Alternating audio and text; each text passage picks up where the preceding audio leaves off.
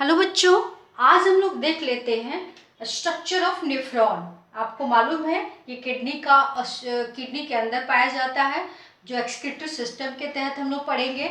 अभी हम लोग जस्ट इसके पहले पढ़े हैं ह्यूमन किडनी के बारे में, डिटेल में देखे हम लोग। तो उसके स्ट्रक्चर को जरा देख लेते हैं। नेफ्रॉन जो फिल्टरेशन का काम करता है, ये मतलब किडनी में तो यही नेफ्रॉन रहता है ना। इसका डिटेल यहाँ पे स्पष्ट मैंने फिगर बनाया। जैसे मान लीजिए ये किडनी है हमारा, तो ये किडनी का क्या था, मेडुला था। ये कॉर्टेक्स था, ये मेडुला था। इसी मेडुला में ना नेफ्रॉन एम्बेडेड होता है। नेफ्रॉन का ये वाला पार्ट, ट्यूबुलर पार्ट, इसके मेडुला में रहता है। और ये जो बोमेन कैप्सूल है, ये कॉर्टेक्स रीजन में रहता है। मैं यहाँ दिखा रही हूँ यही। तो इसी नेफ्रॉन को यहाँ हम लोग जरा अच्छे से देख लेते हैं। देखिए बच्चों, ये एफरेंट आर्टियोल है जो नाइट्रोजिनस वेस्ट लेके ब्लड आता है। तो जिस वे से आता है, जिस आर्टियोल से आता है, उसको बोलते हैं एफरेंट आर्टियोल। कहीं कहीं रीनल भी लिखा होगा, रीनल आर्टियोल भी लिखा होगा, तो उससे घबराना नहीं है। आपको मैं अंतर बता रही हूँ कि जो ब्लड नाइट्रोजिनस वेस्ट लेके आता है किडनी के नेफ्रॉन में, तो उसको बोलते हैं एफरेंट आर्टियोल। फिर ये ब्लड नाइट्रोजिनस वेस्ट वाला ब्लड इस ग्लोमेरुलस में दे दिया जाता है। फिर यहाँ नाइट्रोजिनस वेस्ट को फिल्टर कर लिया जाता है और nitrogenous waste free blood efferent arteriole के द्वारा ह्यूमन हार्ट में फिर चला जाता है।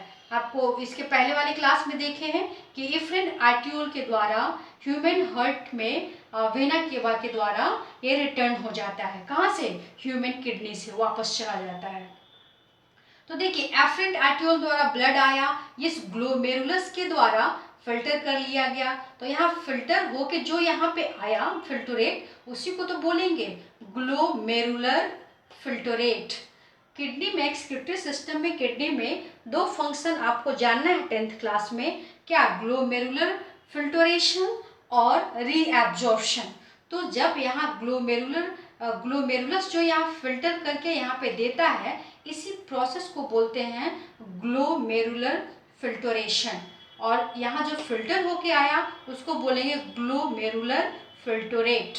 ठीक है बच्चों, ये राउंड जो है सी शेप जो स्ट्रक्चर है, इसको बोलते हैं बोमेन कैप्सूल। इसी बोमेन कैप्सूल के बीच में ठीक ग्लोमेरुलस बैग जैसा स्ट्रक्चर के रूप में अरेंज्ड रहता है, एक के ऊपर एक। ठीक है, अब देखिए यहाँ से आया, अब ये थोड़ा सा टेढ़ा मेढ़ा जिग जैग टाइप का होता है। जो ये आगे की तरफ चल रहा है नेफ्रॉन का जो ट्यूबुलर स्ट्रक्चर, इसको कहते हैं प्रॉक्सिमल कन्वोल्यूटेड ट्यूब्यूल। यहाँ पे बेसिकली होता ये है, रीएब्जॉर्प्शन होता है। तो किसका रीएब्जॉर्प्शन होगा?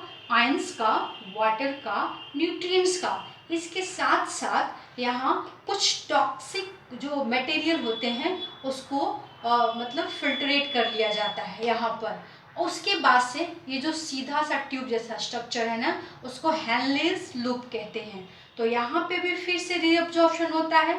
तो यहाँ पे कुछ आयंस का होता है, जैसे यहाँ मैंने लिखा है, यहाँ पे सोडियम आयन, क्लोरीन आयन का क्या होगा, यहाँ पे रीअब्जॉर्प्शन होगा। फिर यहाँ से ये जो फिल्टरेट मूव होगा, जहाँ पे स्ट्रेट खत्म हो रहा है और जहाँ पे ये फिर से जिग जैग हो रहा है, उसके ठीक बीच वाला पोर्शन को कहते हैं डिसेंडिंग लूप ऑफ हेनले। यहाँ इस वाले पोर्शन को, और यहाँ फिर अलाउ करता है वाटर को पास होने में। मतलब यहाँ से वाटर पास होता है किसके द्वारा? ये हेनले लूप का जो लास्ट पॉइंट है, और ये टेढ़ा मेढ़ा जो डिस्टल कन्वोल्यूटेड ट्यूब्यूल है, वो जहाँ से शुरू हो रहा है उसके ठीक बीच का जंक्शन पे। तो यहाँ पे क्या होता है, वाटर को अलाउ किया जाता है आगे, फिल्टरेट मतलब आगे बढ़ता है। ठीक है, फिल्टरेट से वाटर को पास होने में हेल्प करता है यहाँ वाला पोर्शन।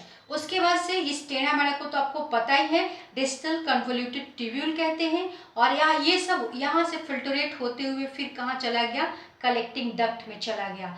और एक कलेक्टिंग डक्ट से बहुत सारे नेफ्रॉन्स इसमें अटैच हो सकते हैं। आप अभी पढ़े थे इसके पहले वाले क्लास में कि एक किडनी में कम से कम 10 लाख नेफ्रॉन होते हैं। तो क्या सारे नेफ्रॉन्स एक ही कलेक्टिंग डक्ट से अटैच हो जाएंगे?